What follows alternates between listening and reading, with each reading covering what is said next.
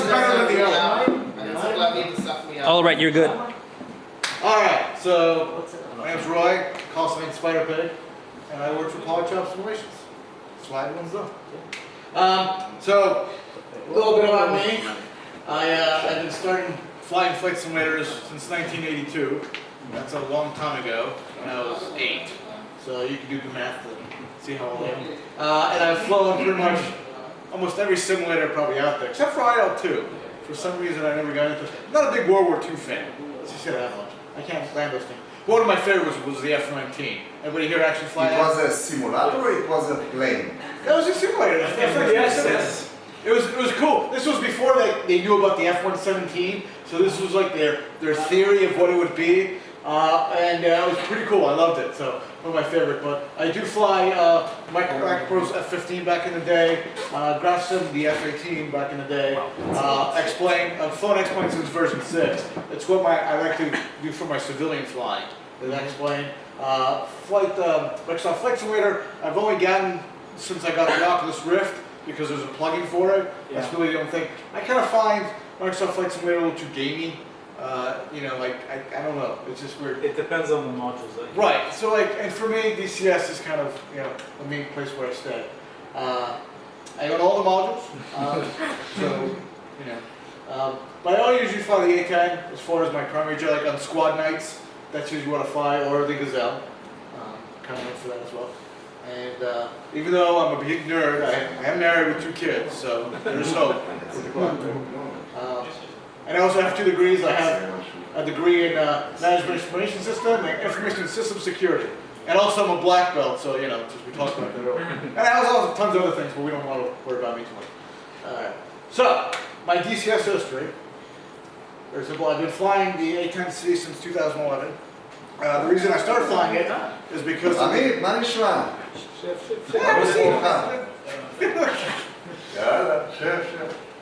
So I started flying the A10C in 2011.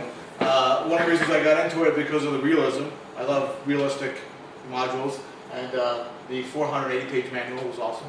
I've read it multiple times at this point. So, and I've been flying with various squads throughout my whole time. I'm currently flying with the 355th Fighting Falcons, which I believe do have a BMS side to them as well. Yeah, BMS. It's not the BMS? They do have, no.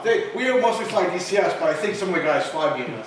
I don't know. Falcon, you mean, is DCS? Well, no. That's the name of the squad. That's just the name of the squad. Ah. The F-16 eventually will be released, I think. I don't know. But yeah, so these guys are great. That's how I kind of got into Polychop, because of one of the guys from there. I worked 4 years ago, I think, I worked on Team VRC, which worked on the F-100D. I don't know if any of you actually remember that. Anybody? That's why one of the manuals to build it has the F-100. Probably. I don't know. There's a manual on the BMS forums, not the BMS, the Legal Dynamics. Oh, probably, because we were working on it at the time. You know, and I'll explain kind of what happened. I mean, it kind of is standard in kind of the way things work. I've designed several training maps for the squad, so I have a lot of Lua programming side with scripting in Lua, which is a lot of fun. Anybody here programming Lua? Anybody besides you? Nobody? Come on. I have one line in Lua. Well, that's how you start. Okay? Yes. So,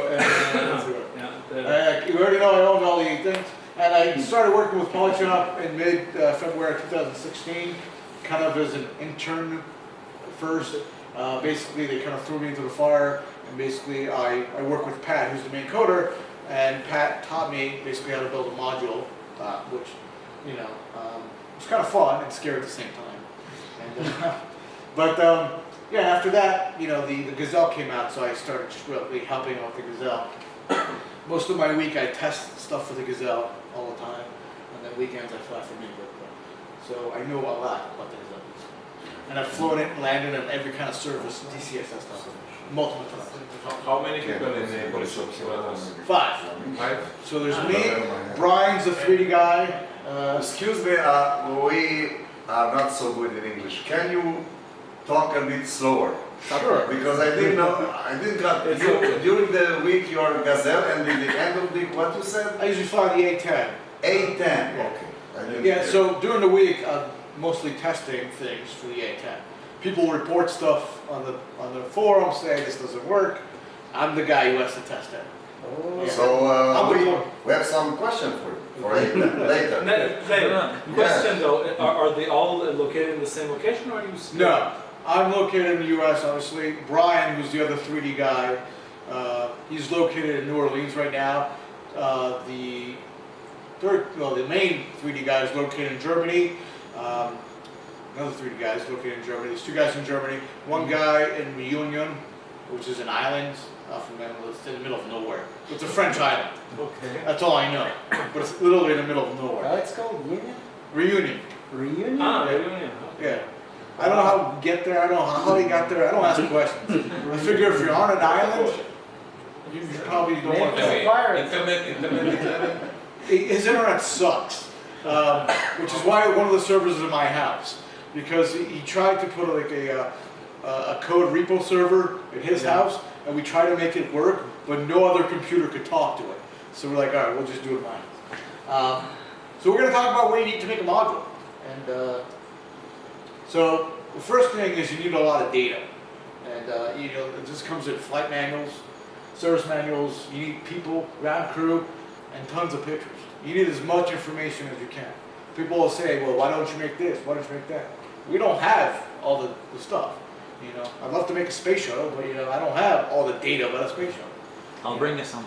Oh, that's pretty good. Actually, went to space camp, but we'll talk about that later. You also need people who've worked on it and actually fly it either now or before. We have 6 Gazelle pilots who actually are currently flying the Gazelle, both in Britain and France, that we work with, and they fly our module and tell us, yes, this is right, yes, it's not right, fix it. So, it's always handy. We also have a lot of mechanics on it. I don't know if you guys have read anything by Polychop, Philippe. He's one of the, he actually works on the Gazelles as well. There's a couple other guys that work on the Gazelles. So we get feedback all the time from them. So that's what you need. You need to be able to get all that input, because otherwise you're just making something that you think is correct. And then everybody tells you it's wrong anyway. So that's how it works. Then you need a graphic designer. Anybody here a graphic designer? Yes. Maybe draw? Oh, okay. All right. So you got that. So yeah. And we'll have a slide especially for you. And then you need coders. Where's my coders here? Just one. No, there's a few others here. Okay, you got a lot of work there since you're doing that. And then you need testers. The testers, we'll talk about them later, but they do a lot. Like for me, we get bugs. I have to test them, replicate them, and then I talk with Pat about them of how we can fix it in code. Basically, the testers have to be able to translate what they see into what the code needs to be fixed. And it's not an easy thing to do. And you need a good external model. That's kind of a given. You need to be able to see it. And we'll talk about the external model and the cockpit, which is the next thing. You need a cockpit model. And that's pretty much it. And you need lots of code, which is the code comes into play. When you talk about you're designing an airplane or an aircraft, helicopter, plane, it's the same thing as a real plane. It needs a lot of code for it to work. And a real plane actually probably needs less because you don't have to tell it that if you pull something, the wire goes this way, that way. In the code, you have to tell it that. So there's a lot of work to doing a module. And that's why most modules take you anywhere from 2 to 3 years to 4 years. Some of them were stuck indefinitely because they're missing something. And it takes a while. So let's talk about the external model. This is the wireframe of the Gazelle. I kind of found this. Just a moment, my last question, okay? Last question for today. You can ask. Tell me Why is Gazelle? Why? Because Polychop. Oh, why did we design the Gazelle? So the Gazelle started out as a kind of just a project that they had, the 2 German guys, and they just wanted to make it. Originally, it was going to be free, but what happens is at some point you realize you put in 2 years in this thing, and a lot of time that you really kind of can't make it free anymore. So that's why. And also because they have the resources. They know the pilots, they know the ground crew, they have all the information. So for them, that's what they have the most information about. I personally like it because, I grew up in Israel and in the U.S., and I don't know that much about the Gazelle, begin with, or much of, the European kind of aircraft. So I loved it to just be able to learn about the Gazelle. But, so the external model. Now here's the first big key for you graphic guy. It has to be in 3ds Max 2014. And I don't know if you know that, but it has to be 2014. Do you know why? The engine is probably not compatible with anything else. No.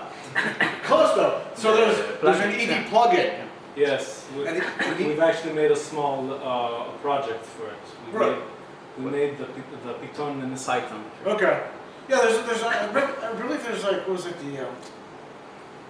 there was like a PDF that actually had a really good, what was it, The build, what was the the mods format. Yeah.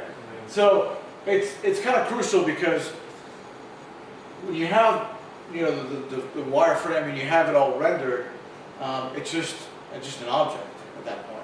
The ED plugin says, okay, if the door opens, it assigns it a number, an argument number, and that's how the code moves it. Say if the door is argument 1, if I move 1 to 1, then it's actually going to open the door. If it's 1 to 0, then the door is closed. And I'll show you that in a second.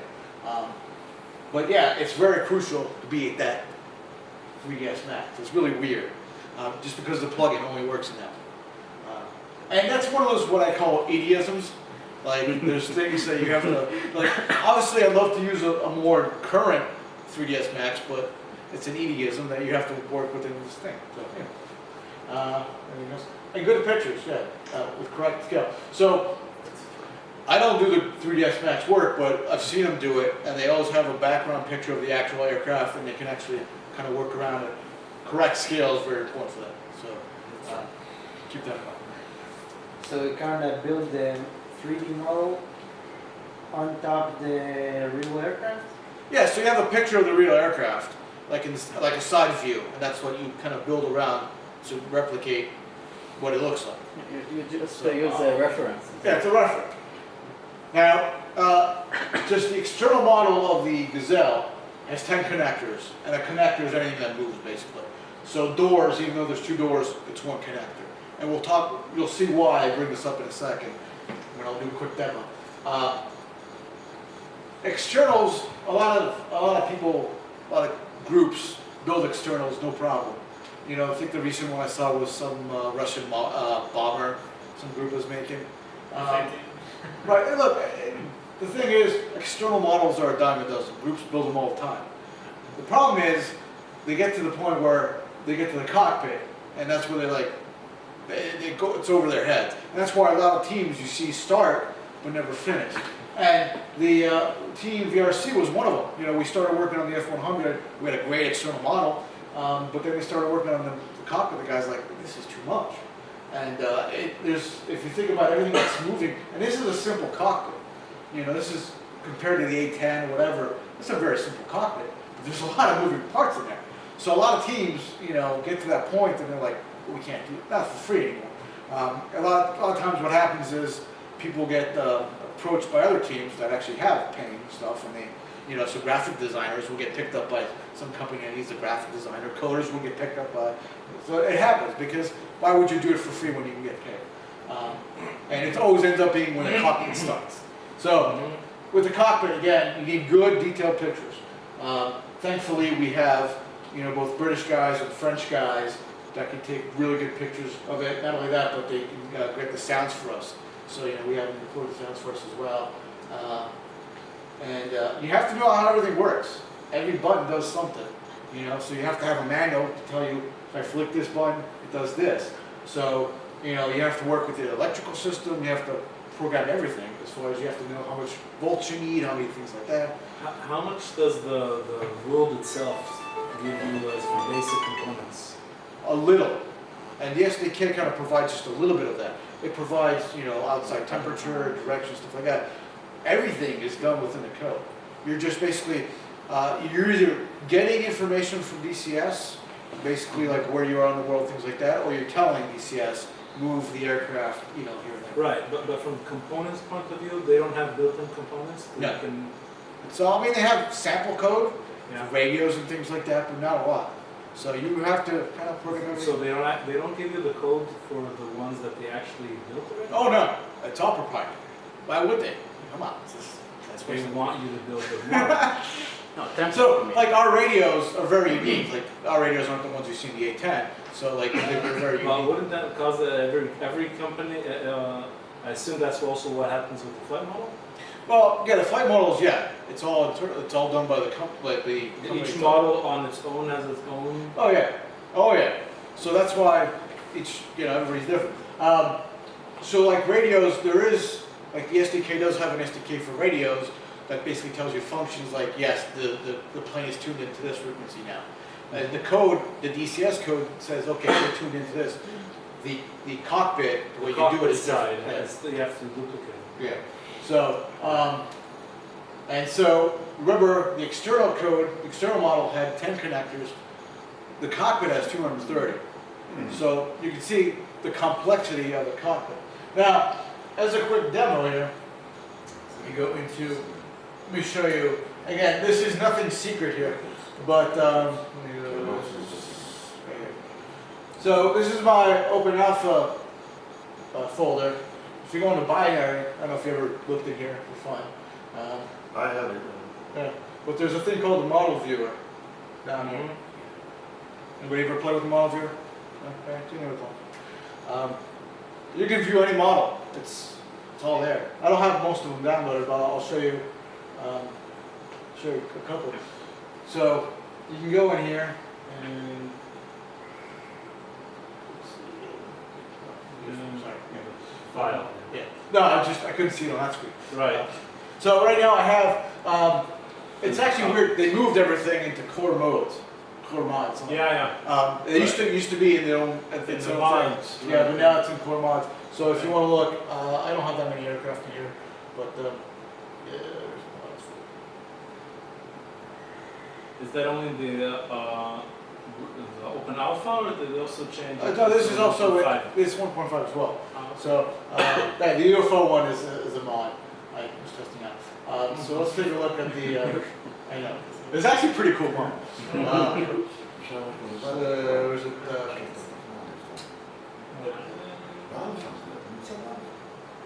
No, you know what, I went to the wrong thing. I need to go to core mods.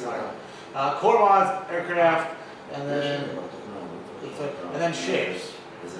So, there's a lot of different things in here, but I usually sort it by size. And you can see this one is the L model. Anybody have open beta, by the way, at DCS? Yes, I have. Because the Gazelle just came out, the new version came out for the open beta. So it takes a while to load. There you go. And then, you can move it around, you can play with Oh, it. it's like SolidWorks. Yeah. So, Nice. so what's My job. Right. So what you see up here, there's an You argument. learned 3DS. Yeah.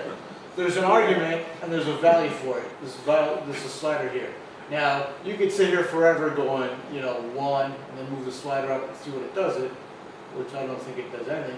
Or there's a program, I'll show you,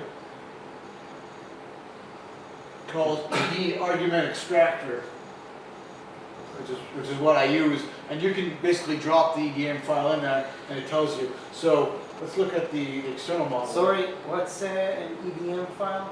EDM file is the shape, I guess. 3D model. It's a 3D model of the shape. Okay.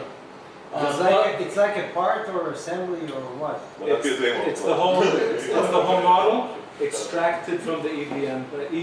But in one piece, Yes. or is it assembly? it's in one piece. one piece. Okay. So Okay. this is basically everything that's in the external. And you can see there's just a lot in here. So we'll see if we can find something I can move around. Let's see. Sunglasses. You can see everything's in here. The rotor head, 37. So if I go back here, and I put in 37, and then I move this, you can see the rotor heads are moving.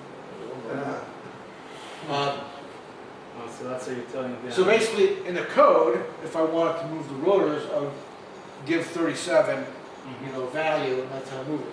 So that's why it's important for the graphic designer to talk to the coder, so they know. Otherwise they're just handing you the model, and you're like, well, what the hell is all the arguments?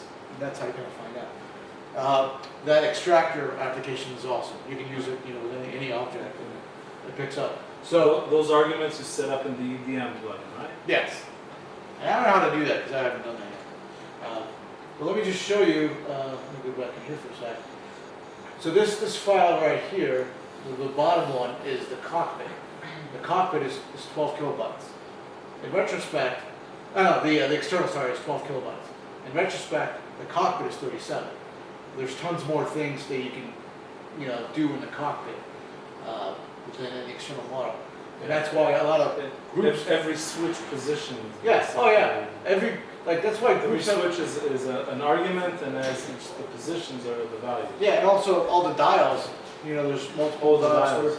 So there's a plethora of things to move in a cockpit, and that's why a lot of groups, when they start working on the cockpit, they're like, this is too much. I mean, we got hundreds of things you got to do. Nobody's paying you for this, so why should you do it? Let's go back in here. Okay. What did I miss? You missed the whole thing. We just went over the model viewer of the external versus internal. So we talk about the external model has 10 connectors, which is 10 moving things. We're moving the rotor heads before, so rotor heads will move. So basically, the argument is 37 that moves the rotor heads. Internally, the cockpit, and I can bring up the cockpit inside here.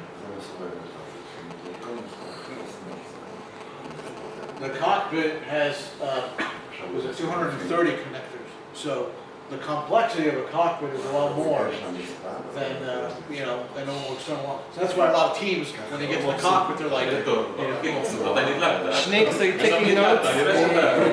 Are you taking notes? listen.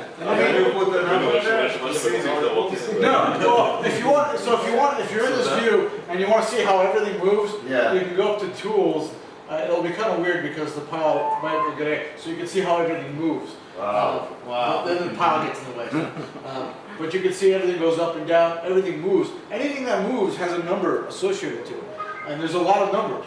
A lot of presses, a lot of things like that. So cockpits are very complex things, and that's why, again, not only do you need a good flight information about how the thing flies, you got to know what every one of these switches does. Now, you might not model all of them. We don't model the hydraulic testing things and things like that, but you got to know what they all do, and you got to know what, if you flick one up, how does it affect everything else? Can you show again, please? The animation. You go up to tools and you go to, and you can do this on your machines as well. This is nothing that this is not a secret of any kind of Looks sort. like a compound bowl. Well, that's because the animation for the pilot. I don't know how to zoom out on this thing. There's a way to. You see it? Yeah. Well, that's because You're looking from inside the model. Yeah, I don't know if there's a way to move. Zoom out. Yeah, you'll see the cockpit. See the. So that's what you're actually seeing. Yeah, everybody loves the commander. I know that everybody's raving about it. So at some point, you see the sunglasses come down. Just kind of cool animation. And so that's the model view. And again, if you just want to have fun, go in the model view, open up like the A-10C or any aircraft you own, and just look at how things are done. And you'll see how complex things are. And in fact, if you want to have fun coding, grab any aircraft and any cockpit and just try to get them to work together. See how that. I've actually modeled the F-15E with Okay. the F-15 cockpit. Okay. So I mean, it's not as easy. There's a lot of work to it because where it comes to a flight model. Well, we'll get to the code here in a second. That's where I got stuck. Yeah, the code. Yeah. So for the code, there's a couple ways to go. There's the freeway, which is the Lua way. You can write everything in Lua and have everything working. The disadvantage of working with Lua is you can only really create a simple flight model. Right. You can't get too crazy with the flight model. The other problem with Lua is if you release it, first of all, you can't really sell it because you don't have licensing for it all. But anybody can copy and anybody can see the code, and you basically are just giving your work away. So because people don't want to do that, there's the DLL method. And what that requires is you be a third-party developer and you get access to the SDK. And basically, you're hiding everything in the DLL, all the flight model. So if you go with the DLL weapon, you can't have a simple flight model anymore. You have to have either a professional flight model or external flight. I forget there's Advanced. There's advanced flight It's the model. AFM. Right, so Yeah. professional. Yeah, the AFM work. So, and everything becomes a lot more complicated. I mean, you have to do everything. There's also, weren't there limitations to make a clickable cockpit if you just do Lua? There's a number of arguments, yes. So, I forget what the number is, but because of multiplayer, you can only have like, I think, 40 things animating. So if somebody looks in your cockpit, they would see. But yeah, so if you go the SDK route, you have to do everything. I mean, everything needs to be coded. You know, if you move this, if the user moves the stick, either by moving an actual joystick or doing it on the keyboard, you have to animate that, and then you have to tell the aircraft flight model how to move. And Don't they mix to some degree? Is there, the flight model, well, no, the Lua and the DLL. yes, they do, because you still have Lua files on any given module, like they basically, and I can show you in a little bit, like for the cockpit, you will have the dials, and the dial will have a reading from like 0 to 100, just say. Instead of basically say in a code, you can give it either 0 to 100, but in the Lua, you can say that actually goes from 0 to 1. So the argument, it's yeah, I can show you in a little bit once we get to it. All right. But in the SDK, there's sort of two levels. What I like to call the apprentice and the master. So I'm an apprentice. I can go in and I can code dials, I can code switches, I can do all that stuff. I don't know how to do a flight model. I don't have an aeronautical engineering degree because that's essentially what you need to make a flight model. Pat does, and Pat knows what he's talking about when he talks to make it a flight model. When I was learning, I basically used the F100 body that we had, and I kind of was learning how to make the external stuff move and the internal stuff move. And I kind of asked Pat, how do I make this thing actually move on the ground? And I got like a 3-hour lecture about just the basics of flight dynamics. And even at that point, man, I was like, I made it move, yes, but it's nowhere near the complexity of a flight model. I mean, I have to give it up to him because it's just amazing of the amount of math and knowledge that goes into doing the stuff. Somebody like me, I can do like 80% of the work because there's a lot of switches that goes up and down. You have to code all that. There's a lot of work I can do, but in order to really make a flight model fly, you need someone who actually has a vast knowledge of engineering. Does it take consideration or I can say assumptions for some variables? So this would be any simpler. So it's the flight models or the flight dynamics are very, very difficult just to comprehend. Oh yeah. So how one does this stuff so we can I see think that what we can his see a question model is, just flying. we don't have a Cray computer just running the flight model. Right. How does it actually run inside the flight simulator? Where are you cheating Well, so to get it to work in a simulator? I understand what you're saying. So what it does is, I forget how many times a second, it gets variables from DCS, wind, and all this other external variables. But these are the 10 basics. to 30 usually, no? What? 10 to 30. I think something like that. And then within the flight model, it says, I have the throttle at this, I have my elevator at this, I have everything at that. And so, it does the calculations within the flight model, and then it goes back to DCS and says, either move it this way or, pulse it that way, and that's how it works. So I basically, need to see this. well, I need to see this happening. it's a very complex thing. And, it's one of those very complex math. There is I can't show you obviously code, but if you want to look up something, look up, I forget the guy's name, Captain Smiley. I don't know if you know who he is. Captain Smiley? Yeah, Captain Smiley. He created, Okay. he created You won't forget that F-16. The F-16 and now the Mirage 2000. Right, So he's part of Brad's plan. yeah, so he had at one point, and you can download it, the DLL code for the F-16 that he did. because he was trying to show it doesn't run anymore. You can't get it working with the current DCS, but at least you can see the complexity of the math that goes involved in it. And you're right, it is surprising that a modern computer can run it because it is a lot of math. But yeah, Math is kind of what they do. right. Yeah, I mean, it's mind-boggling, this math. I mean, I try. Believe me, I just try to make a simple one. It's beyond me. And then you get to testing and debugging, and there's you code something. Let me just see the first point. So testers, ideally, should have experience with the actual aircraft. They should have flown the Gazelle, and we have, like I said, 6 pilots who have flown the Gazelle. We have crew chiefs and stuff like that who fly our module, who have experience with the Gazelle, who know when you flick this button, it should do this, and things like that. Those are the best testers you can get. Testers in general are kind of fun people. So people who don't have any experience in the aircraft flick every switch and complain something doesn't work.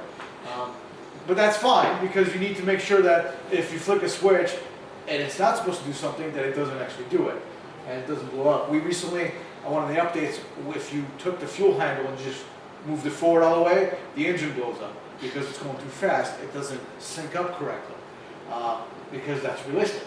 But people just love to fling that thing forward and expect it to work.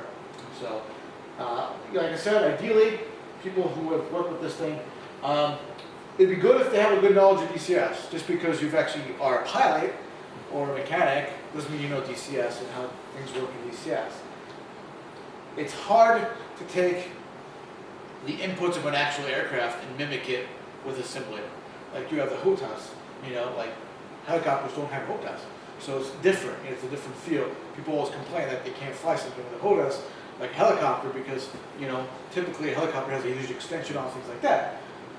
You have to kind of compromise in a way with whatever your inputs are, because they're not going to be the same inputs as the actual aircraft. Your inputs are really only ideal for the A-10C. Any other aircraft, you're going to have to modify in some way, to work. So it's good that if they have a good knowledge of DCS, and ideally be able to record it. There's lots of ways to record flights, and I use XSplit Broadcaster for me. So sometimes if I'm testing an issue and I need to tell Pat about it, I will record my flight and I'll say, here's what I'm doing, here's what's supposed to happen, here's what's actually happening. Why isn't the track file good enough? It could be, but sometimes I just need to narrate what's happening. And track files, it's more like a replay than an actual what happened. So sometimes if you fly, even a Gazelle, you're flying at low altitude, it might work correctly two times, but on the third time, it might hit a tree. Because it's just, basically, it's just giving it the same inputs you were doing. And in theoretical, it should be the same thing. But the track files aren't 100%, but they do work if we need to see something. If somebody says, okay, this didn't work, a track file is helpful. But this way, if I'm giving Pat information, I can also show him, not only what I'm doing, what's supposed to happen, I can also show him some debugging stuff as well. So it's really ideal if they can record it as well. And debugging in general is a pain in the ass within DCS. And if anybody has any programming experience, a debugger is really nice to have, where you can say, I'm running a program, I wanted to stop here, and I want to see all the variables where they're at. You have a question? Or no? Okay. With DCS, when you compile the code, you compile the DLL, you put the DLL in, you have to start the simulator, you have to get to the point you're testing. If you're testing the flight model, you have to fly it. And we can have, a window with all the variables, but you still, if you need to change something, you have to stop the simulator, you have to go make the change in the code, and then you have to, compile it again. It's a very complex thing, so that's why it takes so long to fix things sometimes, because you really, you're fixing small things, and it takes forever to kind of test it.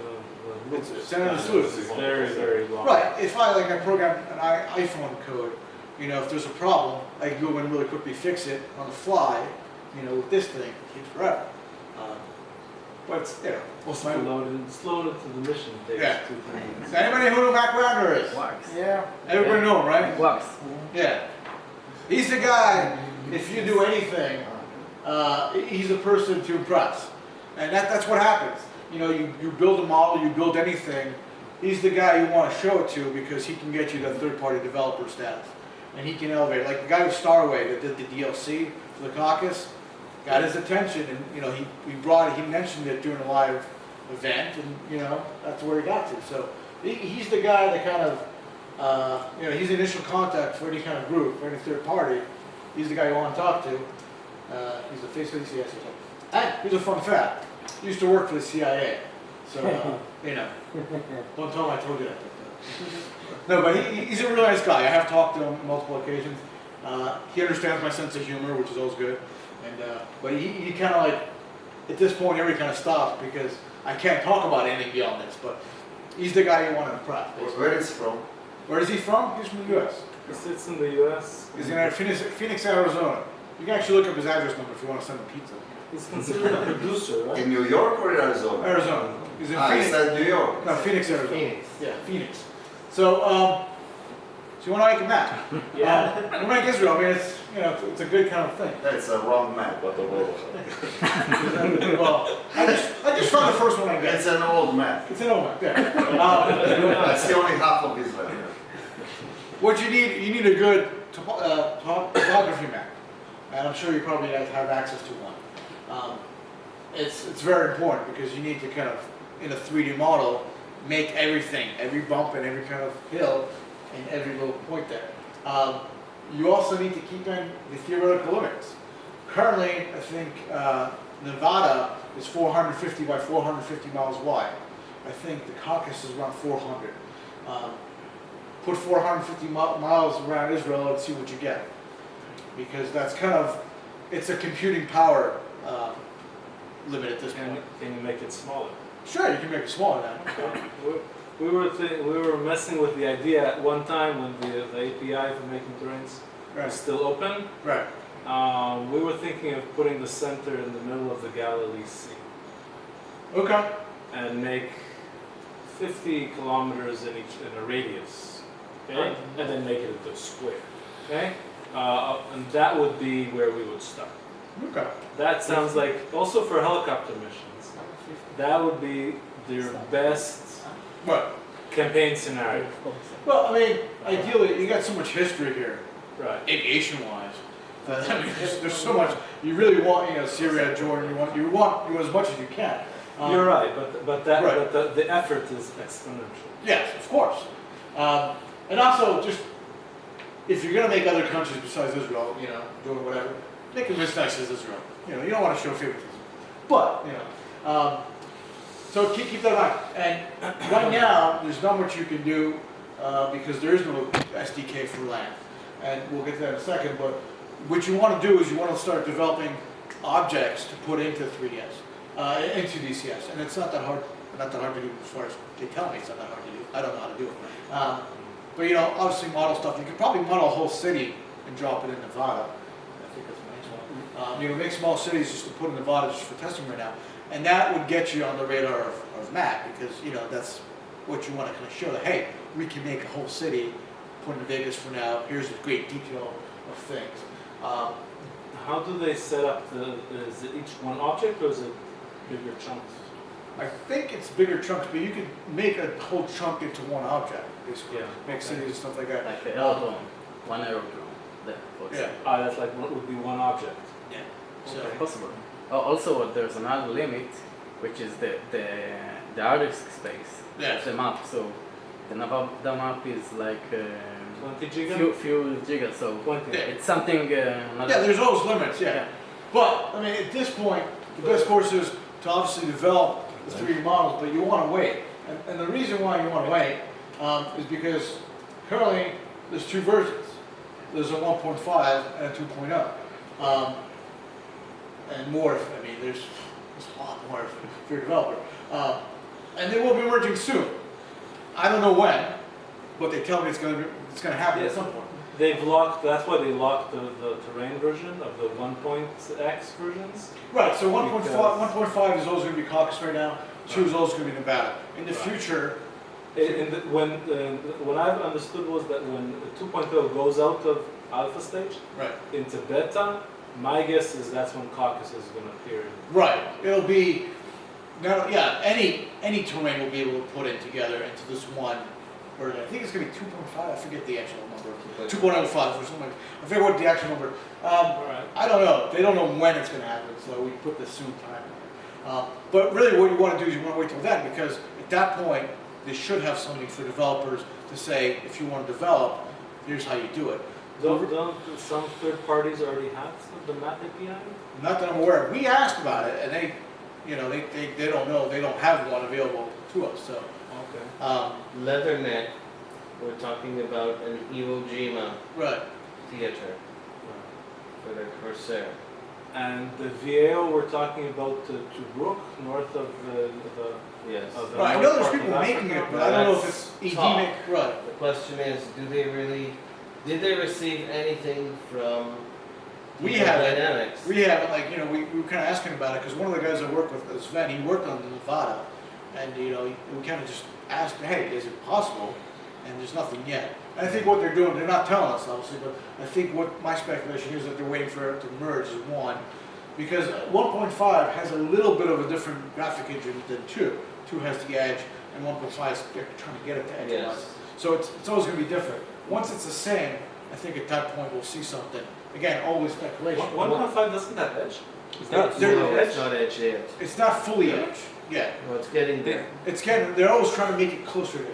So wait a minute, so what's the difference between 1.5 and 2? Between, well, they're different terrains, but We decided. the graphic engine in the back. So 1.5 is an older graphic engine that they're trying to make work with edge, when 2.0 started with edge. So that's So it why. has an advantage. Yeah, 2 has an advantage, yeah. So waiting would be a good idea. And again, I don't know when it'll happen.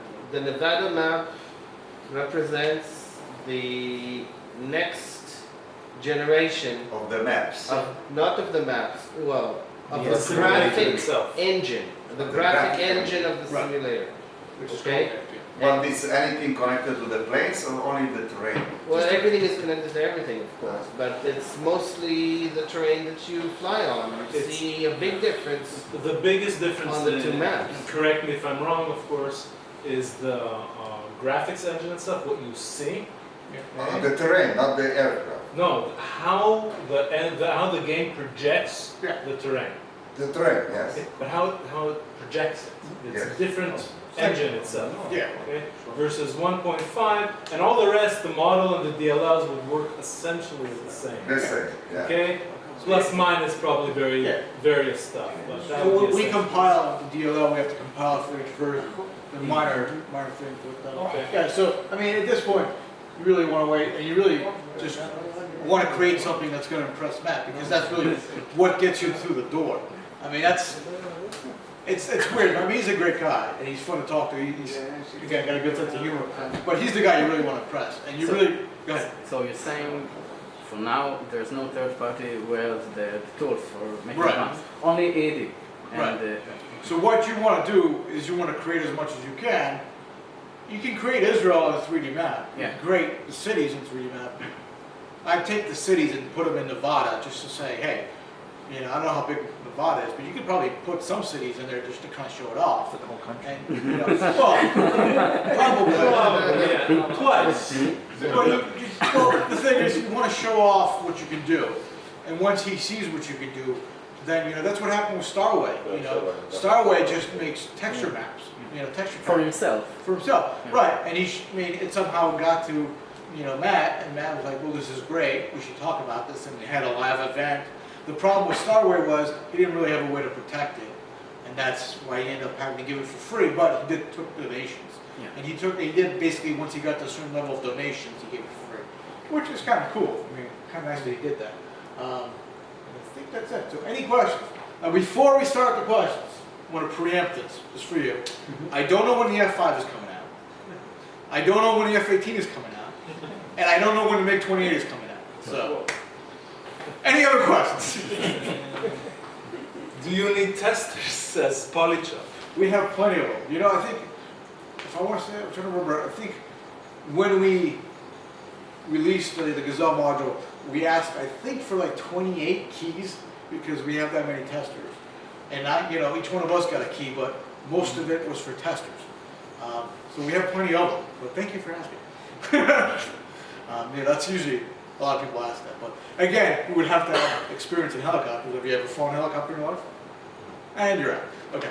Anybody here actually flown a helicopter in your life? I've seen one. I've seen one. Okay. You've flown in and heavy. Did you control it? Okay. Radio control the control. You know what? So one of our guys, Sven, his I dad. broke a couple. Okay. Well, yeah. With my Jeep, I went inside. I still broke some things off the side.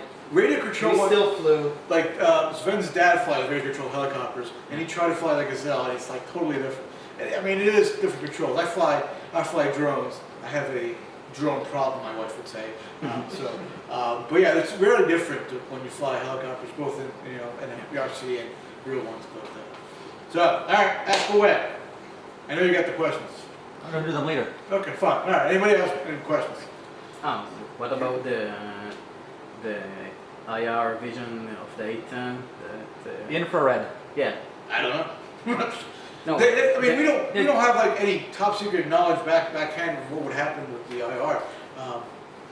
That's an ED problem, so hopefully you can fix it. It's not a. No, but you know this. Do I notice it? That's like the A10, yes. Yeah.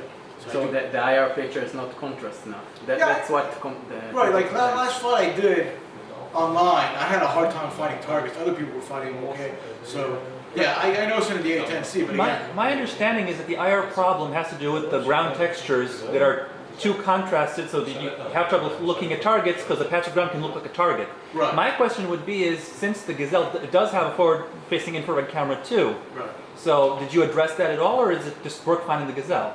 That I don't know. I'd have to ask Pat. Okay. But yeah, it's weird because I think all the IR code comes from ED, if I'm not mistaken. So whatever problem the A10 would have, the Gazelle would have too. So they're running on the same visual infrared code. Right. Yeah. So Okay. same core simulation. Okay. Now, if you notice in the infrared code, like trees show up as hot, which is weird as well because trees are not hot. So there's issues as well. So I mean, that's ED's problem again. Oh. Not my department. So. The information of the flight mode is not classified. It's military. So the Gazelle came out in the 1970s. So many people, you can buy one. We can go on, there's many websites you can buy a Gazelle at this point. So yeah, the flight model is not that classified. We actually, because we work with the guys from Britain and France, we know the weights of the Vivian system and what it does to the center of gravity, things like that. There's small, minute, you can, again, if you want to buy a civilian version, $250,000 will get you one, and you'll be all set. So, you find out, and it's all math, what it comes down to, wind tunnel testing, all the good stuff. So. But anything classified like the FM radio, we model it as much as we can. Obviously, we can't model classified stuff. And that's how the A10C, when it first came out, there's multiple things that are not modeled because they're still classified, like the IFF and things like that. So. It should be declassified by now. I think they're just too lazy to do it, if you ask me. Whatever. Paperwork, come on. Red tape, how somebody has to file this, somebody has to file that. That's too much paperwork. They got other stuff to worry about. Any other questions? Go ahead. Any news about ground operations? In what? For New missiles, new weapons. that I don't know about.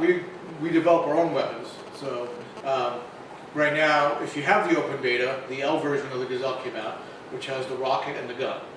If you haven't played with it, it's a lot of fun. No, it's a good question. How did you model? You made the helicopter, and then you had to model the hot missile. Yes. Because I don't think that The hot we missile have- wasn't in the DCS world before. Yeah, there's no such weapon or a similar weapon. I mean, the hot missile is like a Like a TOW. second generation anti-tank that needs to be guided on the target all the It's a time. wire guided missile, yeah. Yes. So we had to So actually. you had to build this whole concept. You had to develop it. Oh, we had to make the missile, yeah. So, again, Pat did all that stuff, all the flight model stuff. He knows how to do all that stuff.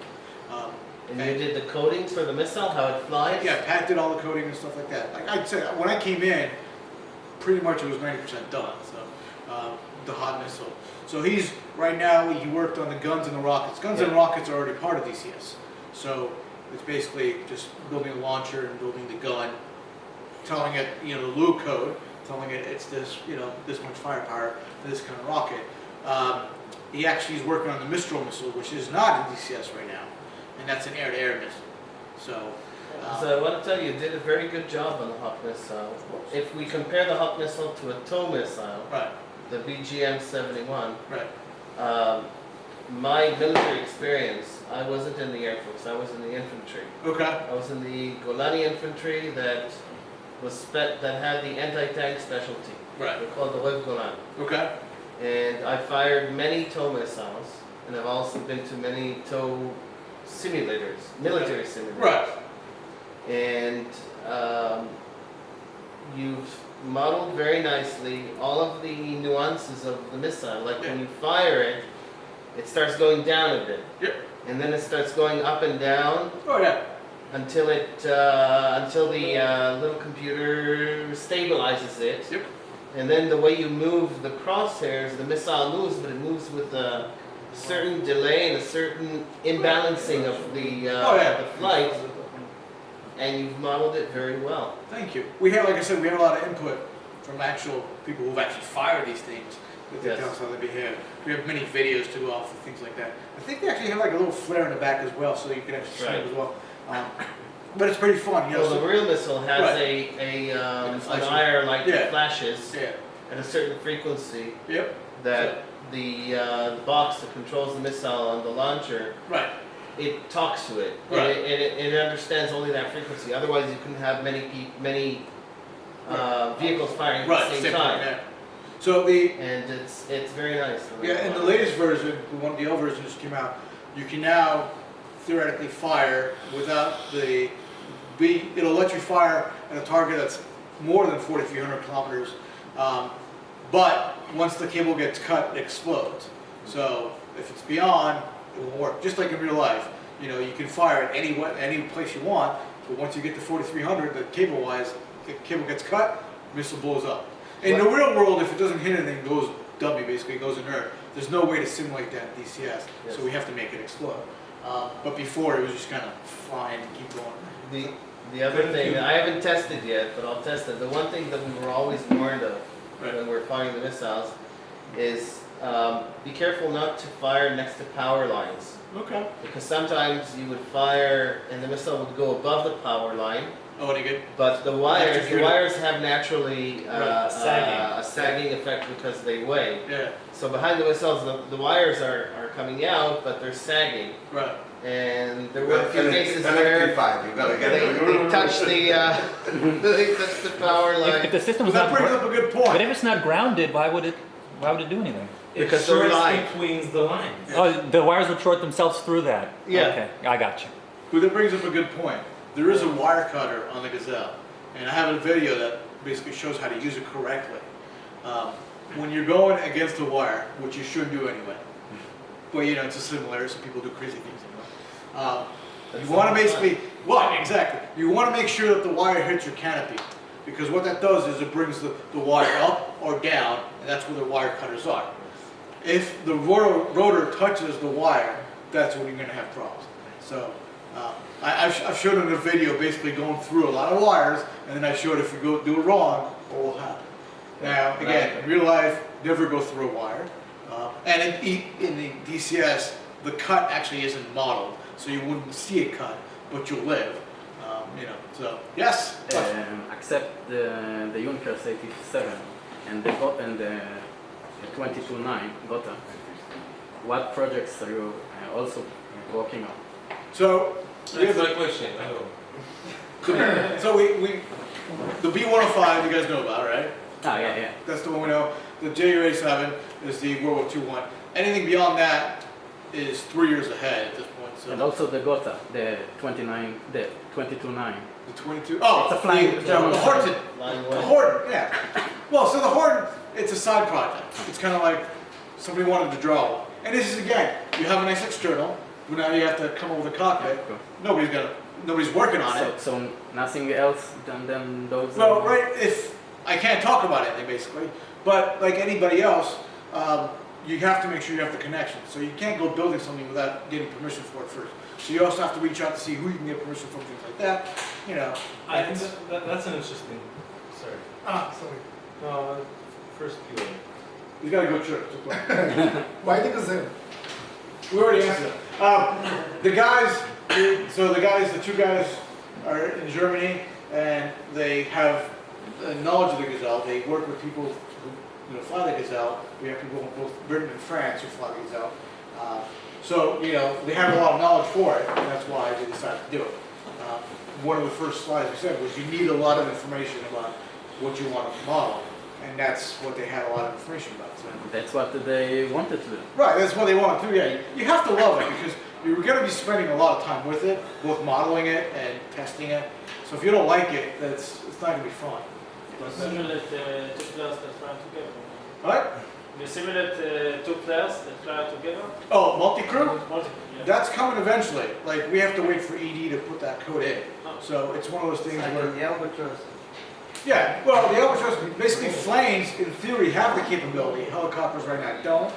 So we have to wait. Once it's released for the public, then we can actually put it. Our plan is, as soon as it's ready for the public, that we'll have it ready.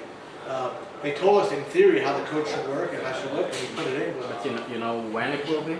ED is fun like that. Like, we all say soon, times, but that's really what it is. Like, we release our updates, we give ED our updates, we don't know exactly when they're coming out. Like, they don't give us a schedule. 1 week they could have an update, 1 week they don't. So we don't really know. We know we gave it to them.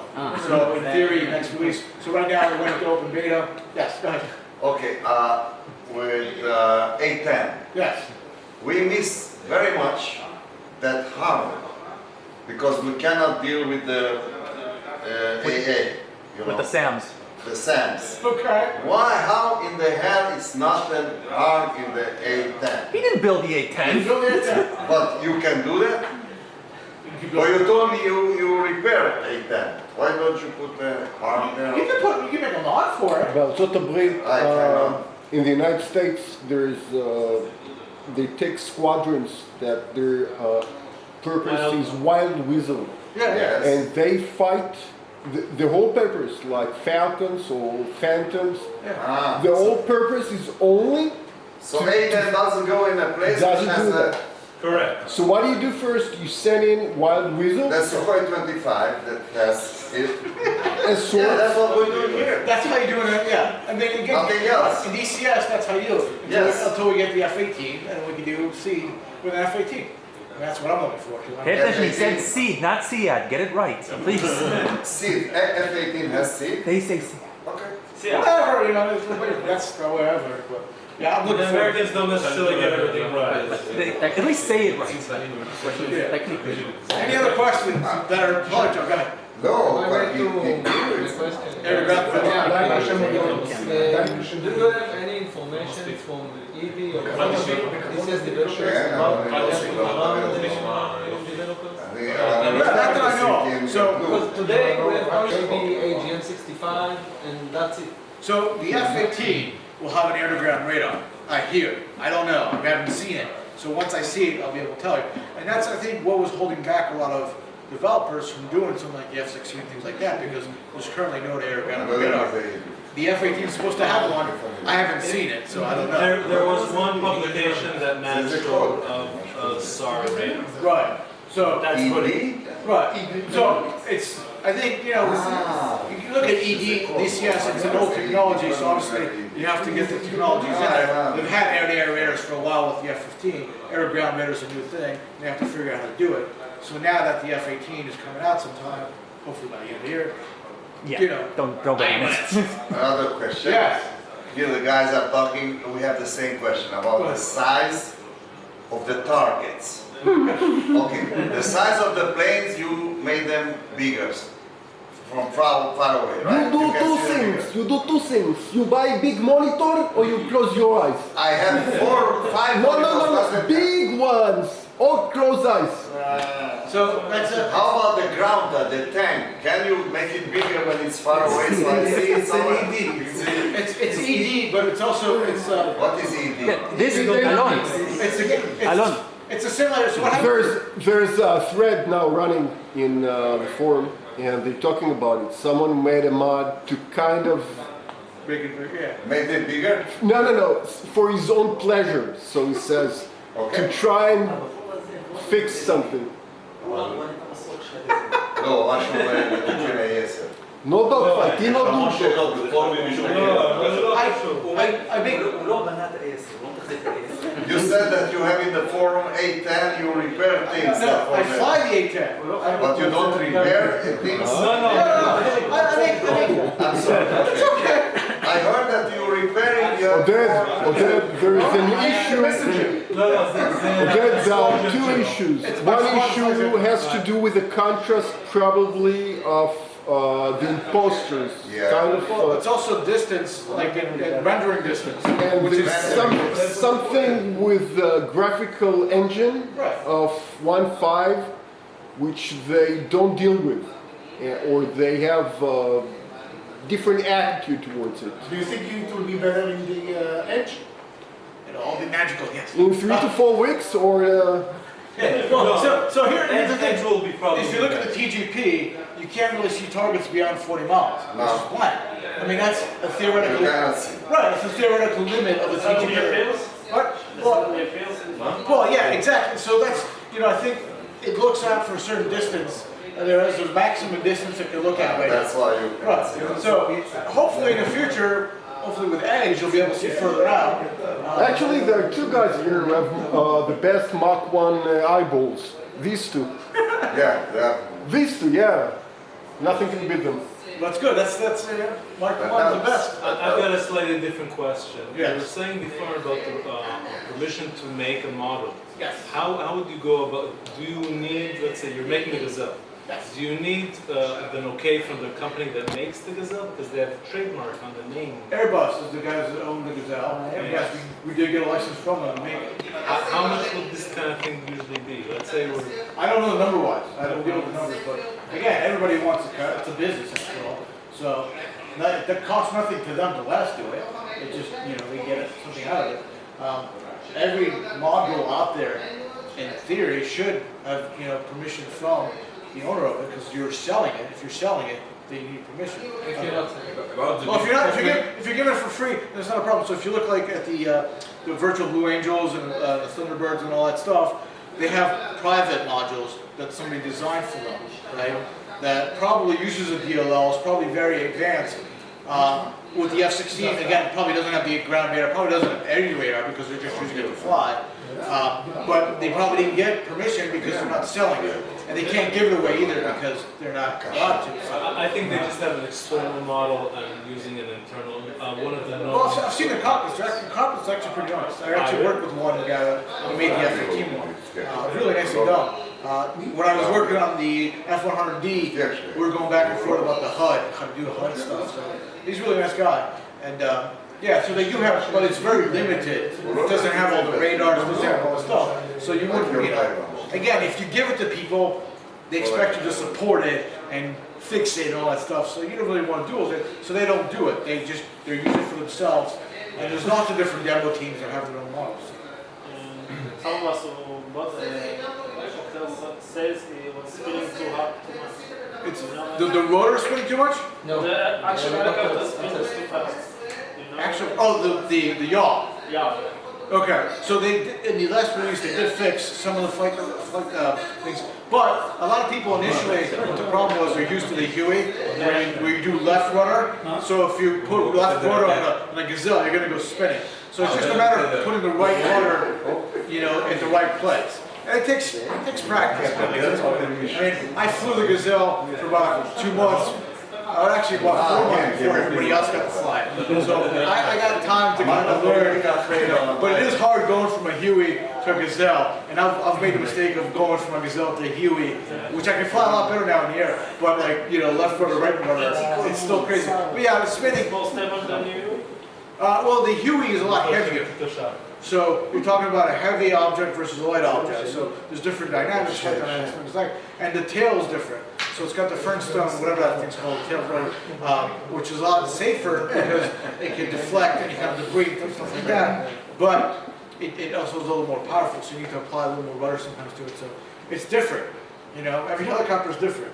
People always expect it to be the same as something else, but it's not. Every airplane is different. So. crazy. Any other questions? Come on, bring it on. Well, About the business, so I don't know you, and only just a stupid question, okay? Go ahead. So There is no stupid questions. Well, there is, but I get the answer with the stupid answer. this is the main job from the morning until evening. You have an office, you go to the No, office. and the I have a work. normal day-to-day job, so, you know, I'm an IT guy every day. This is what I do just for fun. I mean, what guy you are? I'm an IT guy. IT, what's I'm that? a Mac engineer at a financial company. I'm in charge of all the Macs. And, What is Max? Macintosh. Macintosh, please. Oh my God. Speak English that I cannot. Max, IT. So you are a programmer. You're a programmer? Do you need programmers? Yeah, because you can get so much. How much money you can get from this thing, right? we haven't got paid yet. I mean, July will be the first one. I think. And if you're gonna get how much? $100 or $1,000? I don't do it for the money, I do it for the fun. I guess so. Yeah, Because you have a lot of people You that have, are. right, you have to do it for the passion, because you know, you talk about 3 to 4 years of development, and you're paying for stuff, you know, like a campaign, you know, so you gotta pay somebody to build a campaign, you gotta, you know, pay actors and stuff like that. You gotta put in money for these things, you know, and you're not getting anything back for years possibly, so, we don't know, like. Who's paying? Do you need a better group to These guys? Wagner, who's ED's on. I think ED's the guy. I don't even know. What do you need I'm not the money guy. to get money for? You just cash the What do check. you, as a third party, what do you have, how much, I mean, for what things do you need to prepare to bring money to, So what do we, like, being a third party? to become a third party? Yeah, I become mean, a how third much money do you have to party bring I some don't know. kind of, To Steam, equity if to you're on have? Steam, I don't know. That I don't know, because I wasn't there when they got the third party. I just came in afterwards. I don't know what the official process is. I'm sure there's a lot of legal paperwork to go with it. I don't know. So, Okay. but, I mean, there probably is some value that, I mean, I don't think they would take anything up front. It's just usually percentages of stuff. I hope so. I Yeah. mean, is it, because the question is, if you have to put money up front for tools and SDK Right. and stuff Well, like the that. tools are all there. Well, the SDK, like again, you only get when you become a third-party developer. But again, there's a lot you can do without the SDK at this point, especially if you're just modeling, you know, terrain, things like that. Again, I'm not the money guy. I don't know. No clue about that stuff. Okay. Do you need help testing the campaigns and things like that? Building campaigns, because the guys that we have, XCOM, Okay. he's part of our community, and he's one of the founders of Buddy Spike. Okay. You're familiar with the site? Yes, I am. Yeah. So him together with Greg, and I forget the third guy's name, Well, it's basically- mostly XCOM. built the Buddy Spike site and the campaigns behind it. Gotcha. They run it on Greg's server and things like that. So we have talent within the community to build these build the campaign sites, and of course a community that flies that we can. Just our community, we're around 30 flyers in DCS. Right. So Usually what happens was Dimitri is the guy that created the campaign. And what, you know, he worked by himself, we just gave him the module, he worked by himself, he did all the work. I did some of the voiceovers, you know. I've actually done voiceover for a couple different campaigns. Anyways, so what he does a lot of times, you know, like on a weekend, he'll say this weekend we're gonna be testing these missions, and then we'll all get on TeamSpeak server and test the missions. And I've given a lot of feedback. I'm the guy, since I'm a programmer, I'm the guy who tries to break everything. You know, I'm not that guy who knows what you're told to do. we are like that. Right, exactly. Because, so, you know, like there's, I think it was the second mission, was the first one you get to actually do anything. So there's a second mission, you're going to this one point, and there's cars coming, and you don't know what they're shooting up, they don't tell you where they shoot. I shot them anyway. At that point, if that was a real mission, it should have ended right there. Yeah. Because I just killed somebody I wasn't supposed to kill. So, you know, I give them that kind of logic, because, you know, I explain, hey, look, I did something I wasn't supposed to do. You should be punished for it, because this is not, you know, you just failed the mission. So I do that kind of stuff. But yeah, usually we get together on a weekend and we fly them, and you know, just like that. I don't know how many he needs. I can ask Dimitri, who's the guy who does them. But yeah, I'll let them know. It's those I think as a community we would like to join in as part of this kind of stuff. Help So like a beta test? I don't, well, yes, I don't know. I'll ask But Dimitri. not for the gazelles, which you Yeah. say, but Well, a test- mission like that, sometimes it would be other flights. Tell you what, you might need actors with your kind of voice, like your accents. That, All right. that I might be able to get you. All right. That was, well, here's a funny story. So, Brian, who's Ogre on, his call sign's Ogre, he's in the 355. And I flew with him plenty times. Sven occasionally flies with the 355. Ogre, I knew about the Gazelle way ahead of time because he talked about it all the time. And he's like, I need people for the voiceover stuff. I'm like, all right, I'll do it. So I did the voiceover stuff. I played Hannibal, by the way, in campaign. The JTAG. And and then, you know, and getting kind of to talking with Brian, he's like, we need coders. Do you know anybody? I'm like, why? That's what I do for a living. So that's how I kind of got talked into this.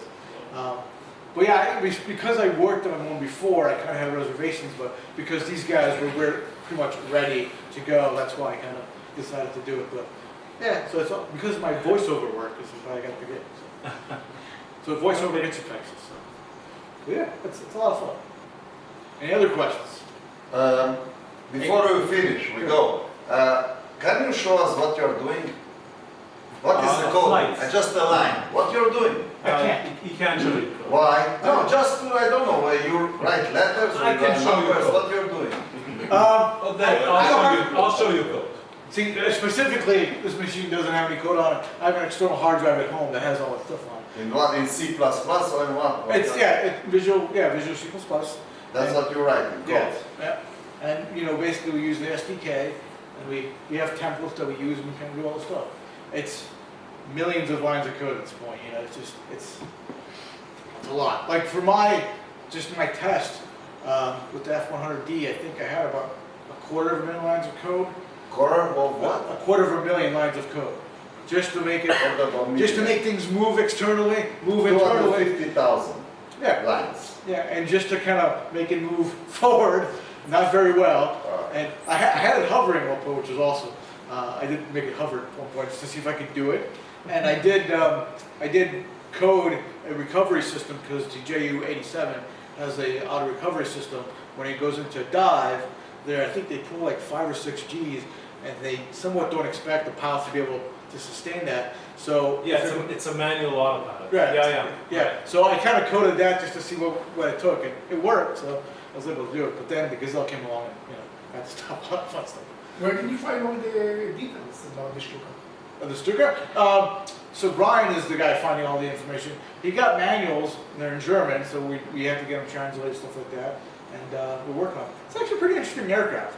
It's got a window at the bottom of it. You can look down. It's kind of interesting, and it's like, okay. And that's kind of they use it to start the right, point where they're going to go It's a very interesting aircraft. And actually, they were nice enough because they know I'm from Israel. Like, they asked me if I'd be okay working on the program. And I'm like, yeah, that's fine. You know, because I can respect the technology. And, you know, so speaking of the Horton, the H-229, you know, you look at it, that was kind of one of the first stealth bombers back in the day. That's the point of it. But, you know, it didn't work well, but, you know, look at the B-2 now, you know, just it's revolutionary. It was ahead of its time. It was ahead of its time, so, you know, you gotta look at it that way. And again, what you see a lot of companies doing is they come up with simple modules first, like trainers, because they're easier to do, and they get knowledge of how to build this stuff. In the next projects, it will be more helicopters, so... Right now, yeah, the BO5 is in the No, helicopter. and the Again, future. BO5 is at least, you know, this year, next year, of working on it. You know, because once you release it, you still have to do stuff for it. So that's way ahead of time. I think we might be sticking with helicopters. I don't know. It's not up to me. I can make suggestions, but you know, again, it's how much information you get about something. So I don't remember. Sorry, I don't remember what did you say when if you say so. Then you know about time the Stuka will be appear? no, because 2 years, 3 years, 4 years. so the BO-105 is the next one. That's probably gonna be another. We're looking at the end of 2016, early 2017. Don't quote me on that because things take longer to develop sometimes. I mean, now we've done a helicopter. We kind of have the basics of it. The Stuka is going to go after that. So it's a little further down. But it also, we haven't seen Normandy out yet. We don't know when Normandy is coming out yet. we've seen, I guess, one video had it. I think he did fly in one video. So at some point, when Normandy comes out, I think more companies will do more, World War II stuff. But there isn't a huge push for that right now. The time the thing stinks is sometimes ridiculous, the time it takes to appear, plan, map. Years. Do you have some Like pictures many of years. Stuka? I know it's on our Facebook page. I don't have a lot of stuff on, because I mean he sent me. There's nothing that's. I think it's on our Facebook stuff that he models it. Because again, it's right now. It's not our primary project, so he works on it. Brian works on it on his own time right now, and it's a great looking airplane. I'm not a big fan of World War II airplanes, so that's just me.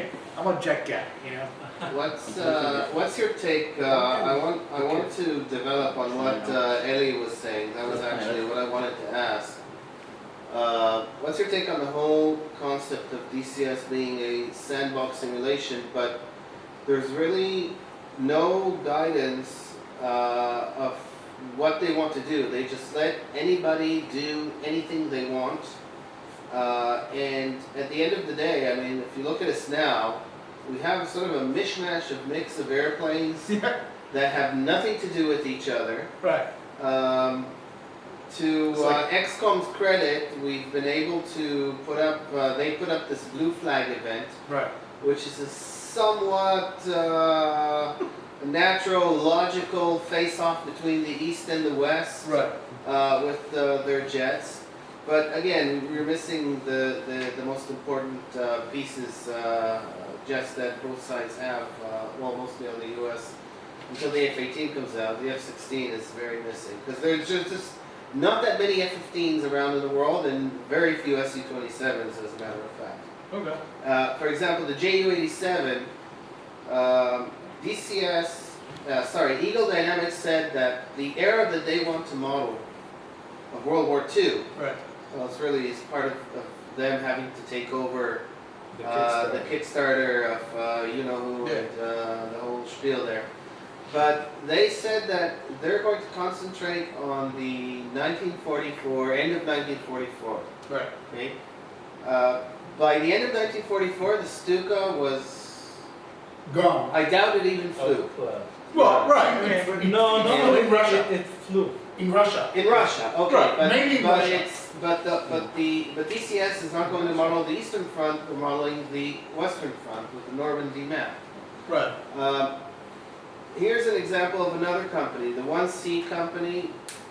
They went and they modeled the Battle of Stalingrad. So the people who buy this flight sim, they fly an era that's laid out nicely with the map, the planes, the ground units, the whole thing is a theater that everything connects properly, or at least, it makes sense because this happened in history.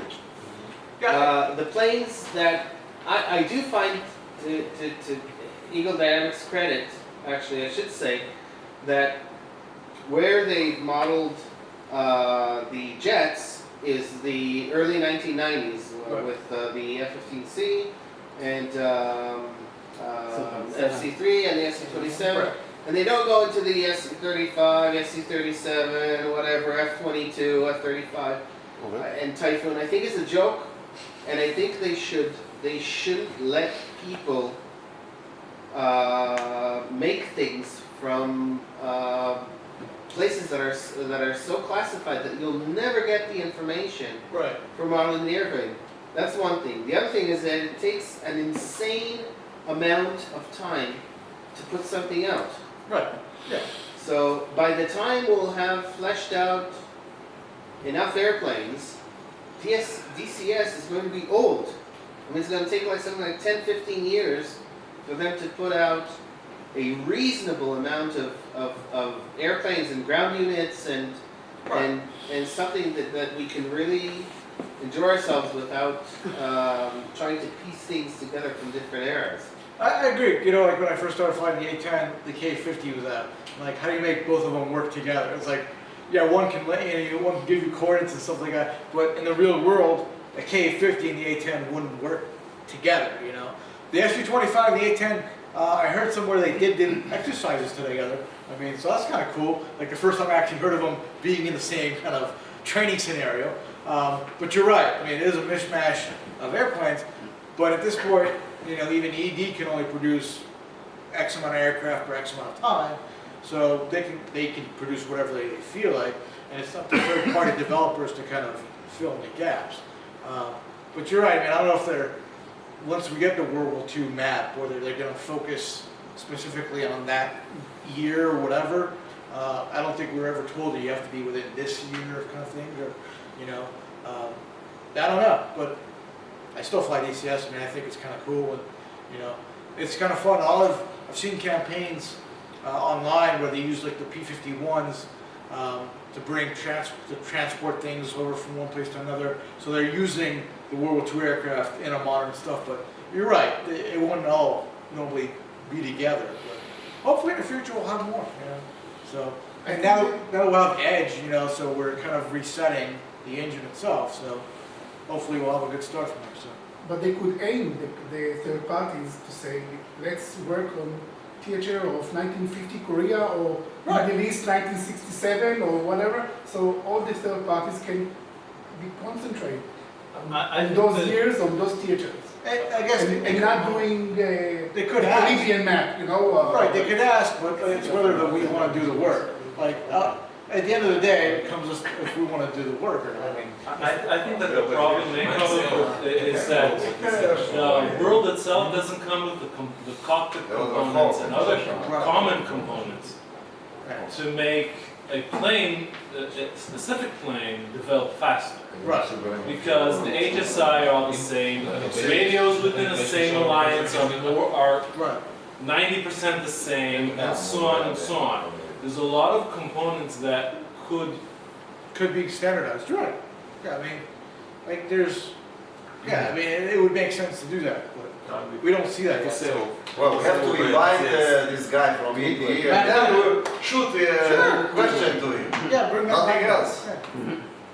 He's in charge. He's a nice guy. And like I said, I joke around a lot with him. You know, he kind of takes it really nicely. You know, but yeah. Any other questions? Okay. No, before we get to the good questions. Well, if it's done, I propose we should go out and eat and stay and talk. I heard there's a belly dancer, right? Yeah. Yes. Which one you guys? Okay.